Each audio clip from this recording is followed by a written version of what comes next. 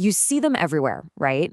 AI safety policies. They're in company handbooks. They're in government reports. They're all over the place. But there's this huge kind of dangerous gap between what those documents promise and what AI systems actually do. In this explainer, we're going to walk through a 3-tier model that's designed to build a bridge across that gap, turning those paper promises into real, provable safety. All right, so let's get right to the heart of it. This is the central question that keeps so many developers and ethicists up at night. I mean, you can have the best policies in the world, the most thoughtful guidelines, but when the rubber meets the road, things still go sideways. Why? What's the fundamental disconnect here? Well, there's a name for this problem: policy architecture decoupling. It's what happens when your beautifully written safety rules exist in a binder on a shelf, totally separate from the system's code. Think of it like this. You have a perfect blueprint for a skyscraper, but the builders, they use different materials and just ignore the structural supports. The blueprint says it's safe, but the building itself, not so much. That gap is exactly where governance failures are born. So how do we fix this? We're going to build the solutions step by step. First, we'll take a closer look at that governance gap. Then, we'll construct our bridge with 3 levels: the blueprint, the infrastructure, and finally, a third-party audit. And by the end, you'll see how this whole thing moves us from just having a policy to having undeniable proof. So think about it like this. You could call it the problem of the 2 books. Pretty much every organization with an AI has a policy book, right? That's the official story of how things are supposed to work.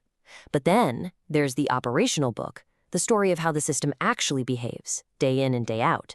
And way too often, those 2 books tell very, very different stories. And here's the crucial point. These aren't just simple mistakes, someone forgetting a checklist. The failures are baked right into the system's design, or more accurately, its lack of design. When a safety rule is just a suggestion in a document, it's totally up to a human to remember to follow it. The real goal is to make safety an unchangeable automatic feature of the system itself.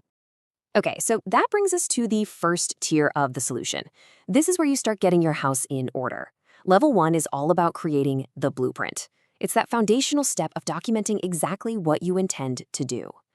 So at level 1, it's all about the paper trail. An organization shows it has created policies, mapped out all its procedures, and documented the pathways for things like human review. The primary evidence is literally the stack of documents. You're proving you've at least thought through the problem. And that right there is the key thing to remember about level 1. Having the blueprint is absolutely essential. You can't build a safe system without a plan. But a plan on paper doesn't stop a bad output in the real world.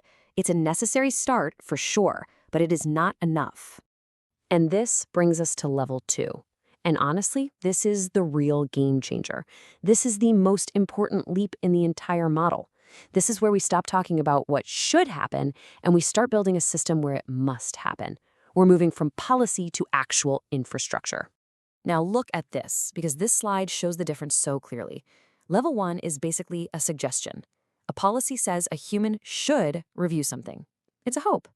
Level 2 is a physical law of the system. An architectural gate structurally blocks that output. It simply cannot proceed. It's the difference between a road sign that says, "Please slow down," and a speed bump that forces you to. And to make this happen, you can't just wish for it. You need some serious, non-negotiable tech controls. You need a risk-scoring engine to automatically judge outputs. You need automated triggers that kick high-risk items over to a human. And crucially, you need a human review gate that cannot be bypassed. And finally, you need tamper-proof logs that track every single override. These aren't suggestions. They are required parts of the machine. So you heard me mention the CRI, the Composite Risk Index. What is that exactly? Well, it's the engine that drives all of level 2. Instead of having people just guess if an output is risky, the CRI assigns a hard number, a risk score, to every single output in real time. For example, a formula might weigh things like the data source, the user's history, the topic's sensitivity, and then it spits out a score from, say, 1 to 20. It turns risk management from a subjective meeting into a deterministic architectural process. All right, so you've got the blueprint, you've built the house with solid guardrails. What's next? Well, that's level 3. This is the highest tier of governance. Now, you have to prove to an independent outsider that you've actually done it right. This is all about earning institutional trust. This level is really designed for the highest stakes AI systems. We're talking about ones that affect people's rights, their health, or their safety.